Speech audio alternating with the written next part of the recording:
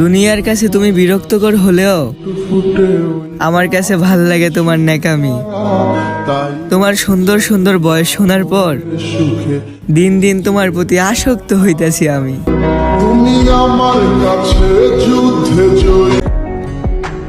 দেখো আমার মানেই তোমার, সেটা হোক ভালোবাসা কিংবা রাজ্য।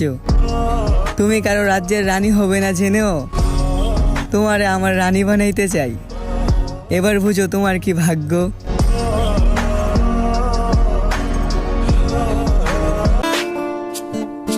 আমি কাটার গায়ে খাইতে রাজি, যদি তুমি হও গোলাপ ফুল। রেখে দাও না তুমি আমারে, যেমন কইরা রাখো তুমি তোমার মুখের সামনের এই বিরক্তকর চুল।